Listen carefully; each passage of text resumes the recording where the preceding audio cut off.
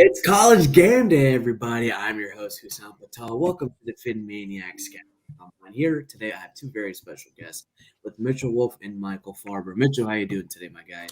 I'm doing great. So if this is college game day, do I have to be the senile old man that puts on mascots' heads? Yes, you Or is have that to be. Michael's job? Okay, all No, right. Let that's me see what I that's can your job, find. I'll, Mitchell. I'll look around and see what I got.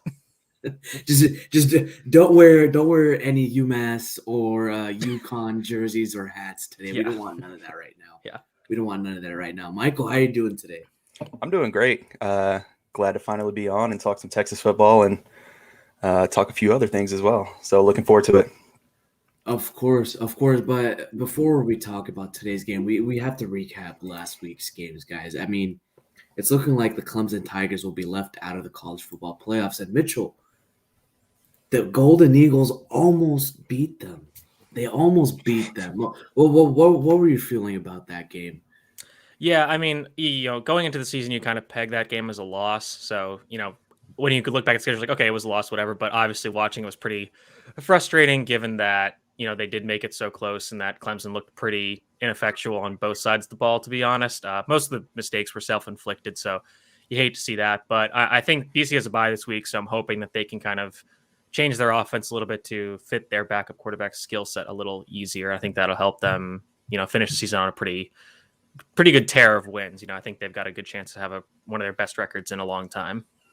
And look, since the Cincinnati, they were able to take down the Fighting Irish in South Bend. So, Michael, is this doomsday for the Fighting Irish's playoff chances? I don't know about that. They're independent, so they make their own schedule. I'm hoping they scheduled a few weaker opponents later down the line, just so they can build up those wins. If you lose early, it doesn't really hurt you that bad going into the college football playoff. But Cincinnati's a good team, so it's not like it's a bad loss kind of thing. So I wouldn't say their playoff chances are done just yet. And of course, Alabama and Georgia, they managed to defend their co-dominance of the SEC against the Ole Miss Rebels and the Arkansas Razorbacks, respectively. We're going to see them in season play, but is this looking like an SEC championship game matchup and potentially a football playoff final? Mitchell, what are your thoughts on that? I think definitely. I mean, I think those two teams have really separated themselves as the two clearly elite dominant programs in college football this year. And, we obviously expect that from Alabama, and Georgia's been doing that for the last few years too. But this defense for Georgia, especially, it's chock full of NFL talent. They're playing, outside their minds right now, and I think we'll see them in the SEC championship, obviously. And if that game is close, I anticipate them both making the college football playoff. They'll probably bump Georgia down to two. Well, I mean, they'll fall to 2 or 3, but they probably just don't want to have Alabama and Georgia play in back-to-back games. So we'll see how that plays out. And look, Michigan continues to win because of their defense. Do they have playoff hopes? Michael, what are your thoughts? It all depends when they play Ohio State. I mean, that's their game of the year. That's what they look forward to. They look like the real deal this year. Last year, everybody was calling for Harbaugh's head, get him out of there, But now he's turned things around. Their offense looks a lot better. Their defense looks a lot better. This might be the year that they beat Ohio State. I don't know if we're going to talk about it, but they're only favored by like 3 or 3.5 against Nebraska today, which is a very interesting line. Because Nebraska's kind of figured it out since that loss to Illinois in week 0. But I mean, they're kind of playing pretty decently well. So I think that game's gonna be really interesting tonight. So are we taking the over or the under against Michigan and Nebraska? Over. What's the total? I'm not too sure, Michael. Would you know? I'm not a betting man. I'm definitely not a betting man. I'd imagine it's not anything crazy. I don't think it's going to be a close game at all. I think Michigan's going to take it to Nebraska. I think Michigan covers too. I'm not sure that but I think it won't be as close as 3 points, but I think Nebraska will make it at least interesting. Well, of course, and let's go ahead and look forward to this week's game. And Michael, you're a resident of the Longhorns ATB. We have to talk about the Red River Showdown this week. It is the biggest rivalry game known to college football. Before we get into the analysis, how are you feeling about this game as a Longhorns fan and analyst? I'm feeling pretty good about it. we going game by game. We opened the season really well, beating Louisiana Lafayette, a solid team. We laid an egg against Arkansas, which at the time looked like a bad loss, but now Arkansas is top 10 still, I believe. Yeah. And then, we come out against Rice there.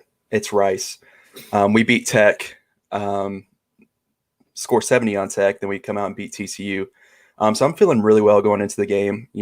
It's a rivalry game, so it's going to be close no matter what. I don't know. I'm just feeling pretty good. I'm not too nervous about it. I'd say that. Well, the line right now is Oklahoma -3.5, and the over/under is 63.5. So, Mitchell, Rattler's efficiency has been stellar the last 2 weeks. In a high-pressure rivalry game, can he play the same way and bump up his 2022 NFL draft potential? It's really interesting because last year in this game, he kind of got benched for a period of time, and they brought in Tanner Mordecai, who's the quarterback at SMU now. And he came back in and he kind of got them back in the game, which was good. But yeah, I mean, he's playing really weird right now, honestly. Like, I think last week he was good. 2 weeks against West Virginia, I don't think he was that good. But last week against Kansas State, their offense kind of figured out, but their defense struggled, and that was kind of the inverse of their first few games. So it's going to be very interesting. I think Texas pulls this out. Honestly, I think I have money on them to win outright. But yeah, I think Texas is just firing on all the right cylinders now. I think Oklahoma's still they're still searching for that comfortable win on both sides of the ball, and I don't think they're going to find it today. And Michael, Texas quarterback Casey Thompson, an Oklahoma City native whose dad was a star for the Sooners, will be the key for the Longhorns. What kind of game does it need to have in order for the Longhorns to upset these Sooners? I think he just needs to protect the ball. I mean, if you don't throw any picks, if you don't have any, strip sacks from the backside, I feel pretty good about that. That's a good game for him. He needs to be efficient, not taking too many chances, just taking what's there. That's what's worked for us so far this year. So just continue what we do really well. And that's taking the little dink and dunk stuff that breaks for big yardage. So Oklahoma's Marvin Mims averages 18.9 yards per catch, but he has yet to score a touchdown through 5 games. Is this the game, Mitchell, where Mims finally catches a pass in the end zone? Probably. I mean, he's their number one receiver for all intents and purposes. And, I'm not 100%, caught up on how Texas cornerbacks are playing, but, there isn't really that one guy that I think is going to be the elite corner to take him away. So I think they're probably going to try to find a way to get him a score this week. They'll probably scheme up some specific play just to try to get him open in the in the end zone. So I could see him scoring this week for sure. And you go ahead, Michael. You look at Texas receivers Jordan Whittington and Xavier Worthy. They've combined for 7 touchdown passes. Do they finally have a dynamic duo at wide receiver in Texas? I'd like to think so. They've both been really inconsistent. A few drops, especially last week. Xavier couldn't catch anything. And that was coming off a really good game against Tech. And you go back to the Arkansas game, and Jordan looked like he couldn't catch anything in the first 3 quarters. So I think it's just more being consistent. They're obviously our top 2 targets. And, Sark is going to give the ball to his best players, as you've seen with Bijan, which we'll talk about in a little bit later. But I would like to say, yeah, they are our 2 best receivers, and they're going to get fed quite a bit today. Whittington's so good. I love him. He's great. Oh, yeah. He is. And I got to ask you this both, but Michael, I'll ask you this first. In the Red River Showdown, which receiver steps up and makes the big catch that could decide the game? I'd have to go with Josh Moore. He's one that was supposed to be our leading wide receiver. He's another one who's super inconsistent. He'll deal with drops. He'll disappear for games at a time. So I'd like to see him have a big day today and kind of jump back into the fold with the wide receiver group. Mitchell, who makes the game-changing play today? I mean, I'm going to go away from wide receivers, and I feel like it just has to be Bijan Robinson. He's probably the best running back in college football right now. I thought it was funny that Gary Patterson made some snide comments about giving him the ball too much against TCU, but, that's really Gary Patterson's mojo, is just making snide comments. So, yeah, I think Bijan Robinson's going to be the deciding factor for this game today. And as we segue into the players to look out for, one matchup I'm watching is Bijan Robinson versus Nick Bonito. Is this Bijan Robinson's year to claim the Heisman, Michael? I'd like to think so. He's played You like to really. think a lot of things, Michael. Just give me a yes or no answer, man. I'm gonna say yes. If he's gonna win the Heisman, it's either gonna be this year or next year. I'd like to say next year just because the offensive line will have a lot more experience underneath them. We should have hopefully some new recruits coming in that could start right away. It's crazy to think that he leads college football in broken tackles through, what is this, 5 weeks now? And the reason is because our O-line is not the best. He gets hit in the backfield, he'll make somebody miss, and then he breaks one. And that's what we've seen a lot this year. So if we can just shore up things on the O-line, the sky's the limit, honestly. Well, Mitchell, can Nick Bonito handle Bijan Robinson? I think it'll be more so on the Oklahoma defensive line. Like Michael was saying, the Texas offensive line is allowing a lot of penetration. So, obviously Nick Bonito is going to be coming around the edge, but I think the guy you want to keep an eye out for is Perrion Winfrey. He's the Oklahoma defensive tackle who, when I was scouting him, he has some of the most incredible explosiveness off the ball. So, with the way Oklahoma runs their defense, he's a bit undersized too. Yeah, for a nose tackle. For a nose tackle for sure, but that's just kind of the Oklahoma defensive way, like kind of playing a 3-3-5 with some different kind of body types. But, they're going to use him to knife into the backfield on rundowns, and he's really good at that. So if I'm keep an eye on, I think he's number 9 playing in the middle for Oklahoma. So he's the guy to watch for me. And before we leave the Red River Showdown, Michael, game prediction. I think I had, let me pull it up real quick. I have Texas beating OU. Oh, no, sorry. OU beating Texas 38-35. That was my preseason prediction. I'm going to stick with it. I hope it goes the other way, but that's just how I see it playing out. Mitchell, who you got today? I'm going to go Texas 41, Oklahoma 35 in overtime. An overtime showdown. Well, in my PhinManiacs Week 6 preview, I predicted, that's right, you guessed it, Oklahoma to win 45-42. Horns down, Michael. Horns down, Michael. That's what's going to happen today. And I do think it'll come down to a field goal, a game-winning field goal that Oklahoma will be able to capitalize on and win. But let's go ahead and talk another SEC matchup between Arkansas and Ole Miss. Now, the line right now is Ole Miss by 6 points and over-under 66.5. For all of the good things the Razorbacks do, they have a major penalty problem. They struggle too much on third downs. However, Ole Miss is more penalized than Arkansas. Who do you think will be the more disciplined team today, Mitchell? I generally like to think that teams with Sam Pittman are just more disciplined than teams run by Lane Kiffin. So I'll lean towards Arkansas in terms of that specific question, just because I think part of Lane Kiffin's strategy is, kind of embrace that chaotic mentality and that kind of carry over to penalties as well. So I'll say that Arkansas wins the penalty battle this game. Michael. I mean, Lane Kiffin, I love Lane. I love him to death. But he's my spirit animal, by the way. He's crazy, man. He's crazy.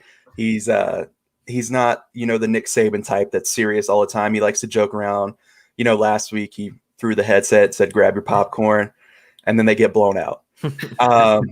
So I would like to say Arkansas is going to be more disciplined, just because Sam Pittman, I feel like he can get his teams up for big games. It didn't look like it last week against Georgia, but Georgia is head and shoulders above anybody in the country outside of Alabama. So I think Arkansas will be the more disciplined team and play more disciplined football. Well, I mean, if the Rebels can duplicate the way they clicked on the opening drive against Alabama, I believe they'll put Arkansas in a hog hell real quick. But look, Mitchell, this Razorbacks defense is no joke, and they're not playing Alabama anymore. They're playing Lane Kiffin and the Ole Miss Rebels. Of course, they have a high-flying offense, but who are the players that can shut down this offense? I think this is such an interesting matchup because, Ole Miss is not Alabama, but I would say their offense is more high octane than Alabama's, in that they're kind of looking for big plays all the time. They're running very high tempo offense. They're looking to find matchups over the middle. So I'm watching to see how Ole Miss's wide receivers are going to attack the middle of the field against Arkansas's linebackers, namely Grant Morgan, Bumper Pool, and it's Hunter Henry's younger brother. I have it written down. Give me 1 second. It's here. I swear. Come on. Hayden Henry. I knew his name, but I knew it wasn't. Exactly. He was going to say Hayden Hurst. I knew it. I knew it. Yeah. So I'm looking to see how they're going to attack, RPOs over the middle, running those seam routes down the field. And Arkansas's just got a good secondary. I think you have Jalen Catalon written down. They've got a bunch of good players in the defense, but I think Ole Miss is going to have the edge here. I think they've got the better athletes, and they're going to have the better scheme today. So the Razorbacks defense is still going to be great overall, and it wasn't putrid against Georgia, and the passing D remains the best in the SEC. Michael, does Ole Miss still continue their high-flying offensive attack with Lane Kiffin? I think they do. Lane Kiffin's going to score points. He always will. His only question mark was his defenses, because they can score points, but they're also going to allow 60 points a game. Not that much, but I think this game, Lane's going to be able to score points, but I think this game's going to come down to Ole Miss's linebacker group and their D-line, their front seven. If they can stop the run, that's basically Arkansas's offense starts with the run really heavy. So if they can stop the run and make KJ Jefferson win the game through the air, I think they have a really good chance of pulling this out. Well, if Lane Kiffin is able to beat this Hogs defense, I'm going to give him an applause. And look, the spirit animal of myself becoming Lane Kiffin right there is me. I tweet too much, and I will tweet this too. Lane Kiffin is on Twitter too, and he tweets a shit ton too. Yeah. Okay. So the players I want to watch today include the big three for Arkansas.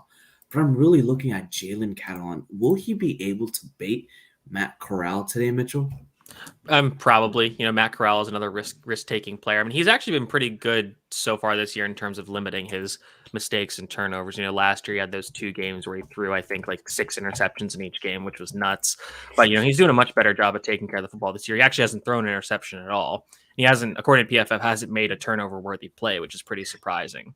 So, I think maybe Matt Corral's kind of turned the page over, and he's, playing a different style of football. But, yeah, I still think Ole Miss has the advantage here. I think that, Arkansas has kind of been going through a roller coaster like they had their, kind of Super Bowl wins against Texas and then Texas A&M. Then they had a letdown against Georgia, who's obviously an elite team. And then this week they're kind of maybe coming back to normal, whereas Ole Miss is obviously coming off that kind of humbling loss against Alabama. So they're both teams are coming off losses, so they should be able to kind of bounce back. But yeah, I still like Ole Miss in this game, even though, as Michael said, their defense is a little suspect. Well, I'm really looking forward to see how Treylon Burks does today again, even though they were completely shut down by that Georgia defense. Michael, you've seen Ole Miss's offense play. What have you seen from Jerrion Ealy that dictates that he can be a starter in the NFL? He's just explosive. He's what you look for in a home run back kind of thing. And when you have that running game to go with, what's his name? The quarterback. You just said it. I can't. Corral, yes. When you have the running back to go with Corral, who can sling it everywhere, make just about every throw, that's what you want in an offense. That's an ideal offense. So I think the running game is going to be really big in this game for both teams. If Ole Miss can get it going early on the ground, that opens up a lot through the air. Well, before we get into our picks, I want to talk about our sponsor, BetUS. BetUS is where you can get all the action on your college and football sports using promo code PhinManiacs for a 125% sign-up bonus and a 200% crypto bonus. Again, use the promo code PhinManiacs and make sure you do it with BetUS. Now, as we get into our picks for today, Mitchell, do the Hogs win or does Lane Kiffin win? No, I'm still riding with the Rebels here. I think that their offense is just going to be too much for Arkansas to contain. I think they have the edge in terms of athleticism and scheme. I think that Lane's going to be able to pull one over on Sam Pittman. And who's their defense coordinator? He's like a guy who's been around. Is it Mike? No, it's Barry Odom. Barry Odom is it? Very Odom. Michael. So it's looking like Ole Miss has the 6-point line. Do you agree? Do they cover or do they win and not cover? I think they'll cover. It all depends, like I said, on the front seven. If Ole Miss can, stack up and put up a brick wall against Arkansas's running game, it could be a lot more than that. It could be, 2 touchdowns plus. It all depends on the front seven, though. But I think Ole Miss covers. Ole Miss is kind of they're kind of like the Chiefs in that, they're not going to play great defense, but if they can get like a turnover or two and they can score off that, then it's pretty much over because they're just going to keep scoring on offense. Yeah, and they will. And, I'm actually going pretty bold here. I'm picking Arkansas to win this game. Ooh. 28-27. And it's going to be a close game because I believe in Ricky Stromberg and this offensive line. I think they will gash Barry Odom's defensive line, and Treylon Smith, I think, is going to have a 200-yard game, 2 touchdowns. KJ Jefferson is going to hit Treylon Burks for another touchdown, and they'll consume the clock. They know this Ole Miss offense is dynamic. They are powerful. They are explosive. If they're able to play the clock game and limit explosive plays against this Rebels offense, I think they have a pretty sweet shot in winning this game. Mitchell, Michael, what are your thoughts on that? Yeah, I mean, I could see this going both ways. I just am having more faith in Ole Miss this game for some reason. Couldn't really tell you why. That's just kind of my gut feeling. Yeah, I agree. It could go either way. If Arkansas gets the running game going, like I've said, it could be a big win for Arkansas. 2+ touchdowns. But it all starts at the line of scrimmage. Whoever controls the line of scrimmage is most likely going to win this game.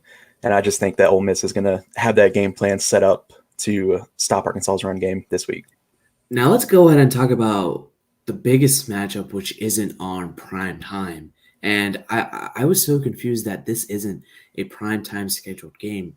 It's a top 5 matchup between the Nittany Lions and the Hawkeyes in Iowa. I mean, it's such a huge game for the Big Ten overall, where it's not Ohio State playing.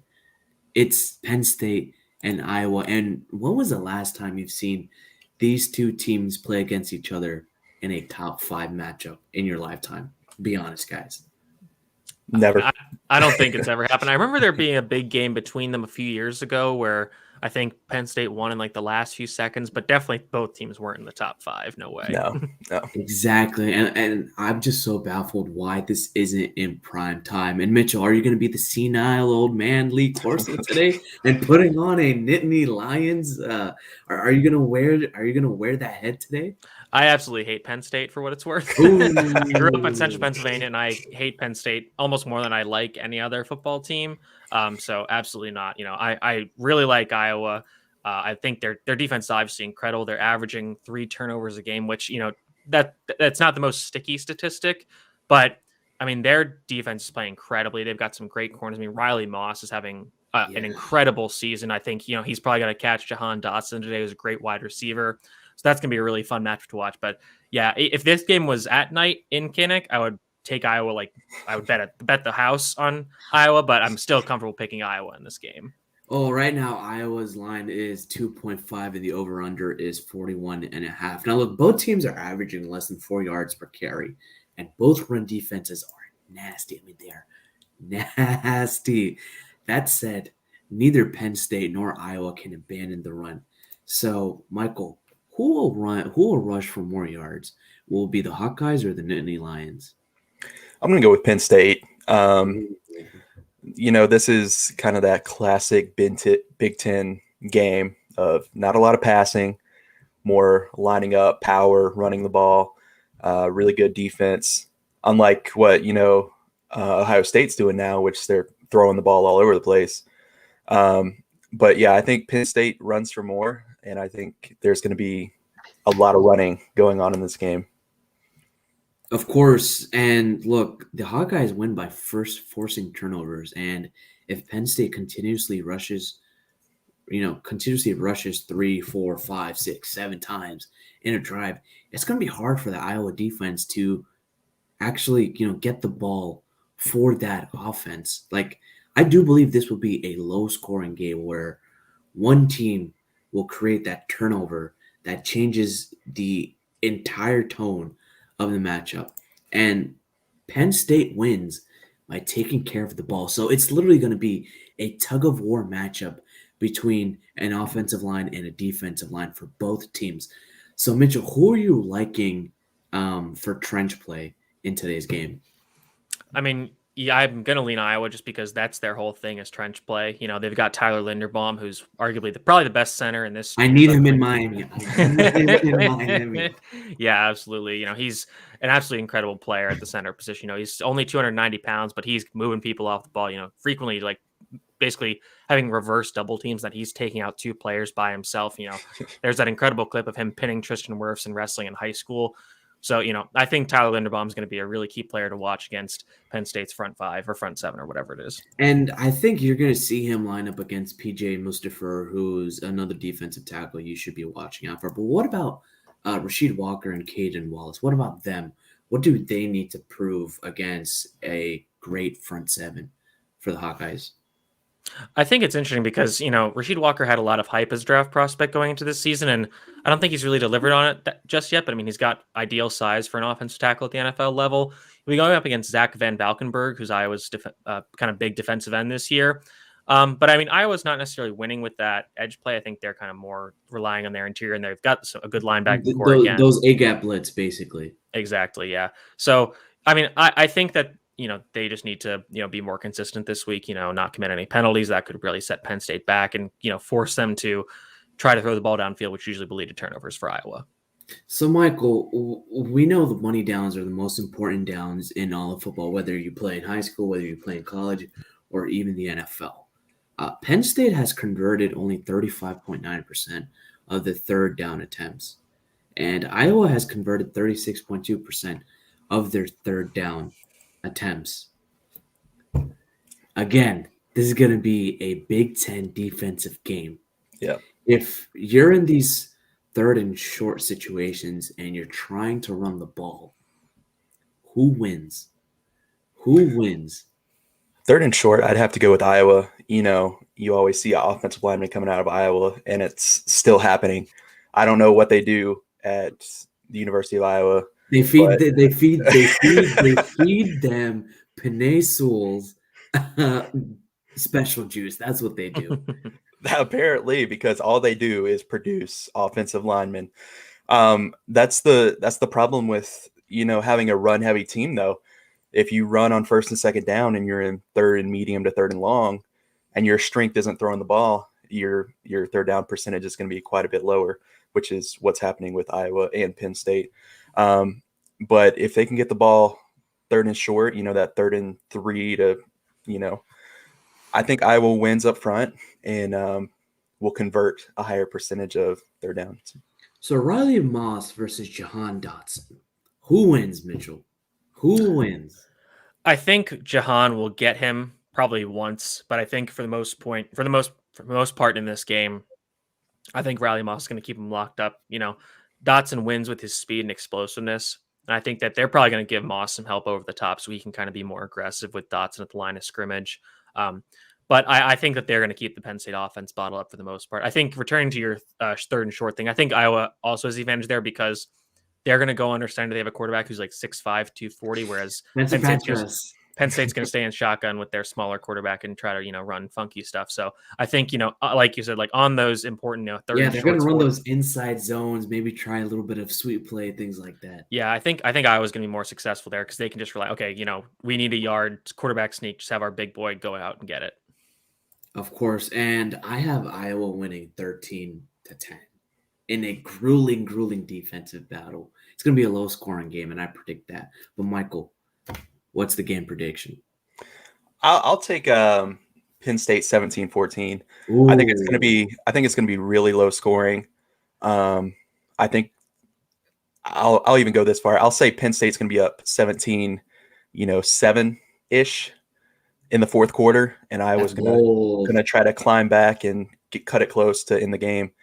But when you need to score quickly and you're running offense like most Big Ten teams, it's hard to move the ball down the field quickly without eating up so much clock.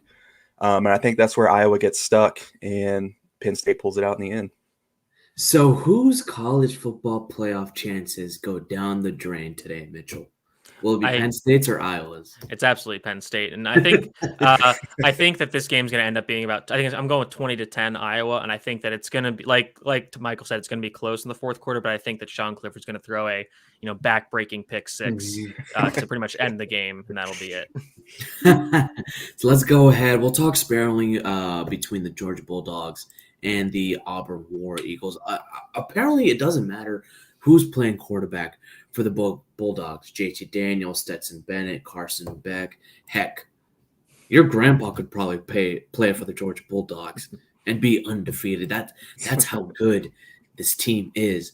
The Auburn Tigers, they have speed and talent to burn on the defensive side of the ball. But this defensive line doesn't have a Derek Brown or a Nick Fairley anchoring down the trenches and wreaking havoc, as they rely on very active second-level defenders to serve both as ball hawks and run defenders. Now, that's going to make it easier for Georgia, as they do a lot of pulling guards and they just maul people in the running game. So, of course, in my opinion, I think Georgia will, again, pound the rock down the Bayou Bengals' throats. Mitchell, Michael, do you guys digress? Probably not. I think Georgia wins this game pretty easily. I think that, like you said, this game is going to be won on the ground. I think that Auburn's got a pair of really good corners in Roger McCreary and Nehemiah Pritchett. I've been scouting them. Don't forget about my guy, Smoke Monday. Yeah, safety. He's a good player. Definitely a good player too. But those corners are good. And Georgia, since the injury to George Pickens, they don't really have a super consistent dynamic receiving threat. So I think they're going to rely on guys like Zamir White and James Cook today. And I think Zeus. Yeah, so I think that, like you said, like they're going to be able to win in the trenches and get that running game going. And conversely, like we said, this is an all-time defense from Georgia. And, if you're putting Bo Nix up against an all-time defense, he's going to make some mistakes that'll kill your team. So, Michael. I think this game comes down to Bo Nix. He's awful. He's terrible. I mean, if you don't have a quarterback and you're playing Georgia's defense, what do you expect to happen? I mean, I don't see how you can be optimistic if you're an Auburn fan. I hope and pray they're going into this game knowing they're going to get beat, because if you get let down by losing to Georgia and your quarterback's Bo Nix, I don't know what to tell you. Georgia is going to run the ball all over Auburn. It's not going to be close. It's going to be a blowout. Auburn is not good, and it mostly starts with Bo Nix. If they had a decent quarterback, I could see them, being that third, fourth, maybe fifth team in the SEC West. But with the team they have now and the quarterback they have right now, it's not going to be close. Michael's saying Bo Nix is crap. I'm wondering if they bench him for TJ Finley. I think that might happen in the second half. If Bo Nix is playing poorly, which is to be expected. So yes. I'd like to see them go with TJ Finley instead. I mean, look, last week it was good to see Bo Nix get back on his horse. I mean, and lead this team with confidence and swagger. Might I say, like Johnny Manziel, just a little bit. The running game has been off the last few games. Tank Bigsby, who started the season with 300-yard games, he's been quiet the last 2 weeks as a result of this offensive line play. And this is not a good game to try and get your offensive line back to where they need to be against just an absolutely horrifying Dogs defense. I mean, I would honestly sit the game on the bench. I would not want to go up against anybody on there. But if you want a little bit of hope, Auburn fans, if you want a silver lining, keep in mind that this is the same O-line that kept the nation's best pass rush, which is the LSU Tigers, without a sack all night. And if they can do that against Georgia and still lose, might have a little bit of a moral victory, but there are no moral victories in college football. Georgia's winning this game outright. Georgia's just winning this game outright. And before we close the show, I want to talk about a couple of college football's good players and what their draft prospects look like. It's a segment I'm starting here on PhinManiacs called Hussam's Hot Shots. And before all the games today, I'll be listing them out on my Twitter at Hussam Patel. But the biggest matchup I'm looking for is between DeMarvin Leal and Evan Neal Mitchell. I know you've scouted these players quite a bit. Is this more of a showing for Evan Neal to be that top offensive tackle taken off the board, or is Leal already the consensus number one defensive lineman? I don't know if he's the number one consensus. For interior defensive lineman for sure. Yeah. I think the question is like, is he the top overall prospect in the draft, or the best defensive player, given the injuries to Kayvon Thibodeau and Derek Stingley? And I think you can make that argument. I think this is more of a high leverage game for Evan Neal. If he can play well and limit what DeMarvin Leal can do, I think that's going to really help his stock. But I mean, Leal's kind of already there. He's a really incredible player. 6'4", 290, can play inside, interior defensive lineman, can play edge, can play outside linebacker, can do all these things that are really incredible. But if Neal can kind of shut him down for a little bit, he could kind of get into that Mekhi Becton conversation. I know we spoke about Perrion Winfrey for Oklahoma, but I wanted to touch up on Marvion Overshown, Michael, with you. I mean, he's a converted safety who's playing linebacker now. He's great in coverage, but needs that pass rushing prowess. Does he provide that against an Oklahoma offensive line? And where do you see him being drafted in 2022? I don't think you're going to see much of a pass rush from him today, at least. PK, our defensive coordinator, likes to let everything open underneath. Don't allow big plays. Get into the red zone. Don't bend, don't break. Allow field goals, because field goals most likely aren't going to win games in the Big 12. So I don't think you'll see him rushing the passer much. He should a few times today, but I don't know if he'll get home. He's a lot better in pass coverage, as you mentioned, and he's super quick, which is really nice at the linebacker position. I'd have him going in the first round. It's going to be later first round, depending on how he ends the year. If he kind of just tanks and falls apart at the end of the year, he could, back up to the third or fourth round. But he has that potential, that you want to see at the end of the first round, that you can take and maybe have a star player break out. So I'd see him going at the end of the first. And speaking of breakouts, is this Brandon Smith's year to be the top linebacker, Mitchell? No, I don't think so. I think he's been struggling a bit as of late. They're kind of trying to use him in a similar way to Overshown a little bit. He's a little shorter, but a little thicker. But yeah, I think he hasn't really kind of lived up to some of the expectations that we've seen for him this season so far. So I think he's kind of falling out of that position. He's a junior, so he might have to come back next year, unless he kind of finishes the season on a tear. But yeah, I'm not the hugest Brandon Smith fan right now. So I think that he's, has a lot of work to do. And, this is a big game for him playing against Iowa. And I'm looking at Blake Corum from Michigan, the wide receiver there. He's cooled off a bit from his hot start, 470 yards and 7 touchdowns in his first games. I expect a bounce back game from him against Nebraska. Is Blake Corum going to be a second round, third round guy, even though not a lot of wide receivers are taking the first round the last couple years? Is he a running back? Blake Corum? I think Blake Corum is a running back, but he's also a wide receiver too. Okay, so they're using both ways. Okay, I wasn't sure because I thought he was running. No, he's a running back. That's he is what a running back. Exactly. Sure. So definitely not a first round running back. No. And this is probably a deep class for running backs. But is he that type of guy where you take a look at a Zach Charbonnet? Are they similar together? I don't know. Corum's pretty young. He's only a sophomore this year, so it'll be next year. It's kind of hard to project what next year's class is looking like. Right now this year's running back class it's kind of got that middle round depth, but it doesn't have obviously that elite number one player. So if I'm not sure, Nebraska's defense, again, like I said, Nebraska's kind of figured it out in recent weeks, but like we said, also, so Michigan's been running the ball really well. Maybe Corum's cooled off a little bit in recent weeks, but I think that maybe he'll kind of be able to figure it out this week against Nebraska and have a big game. Speaking of another running back, Chris Rodriguez from Kentucky, and Kentucky relies heavily on defense and a strong rushing attack, and that's placed them number 16 in the current rankings. Rodriguez right now, he leads the SEC in rushing with 612 yards and has found the end zone 4 times this year. So look for him to have another performance with the Kentucky Wildcats. But I want to touch on this wide receiver right here. FIU's wide receiver Tyrese Chambers. He came into last night's game against Charlotte averaging 30 yards a catch.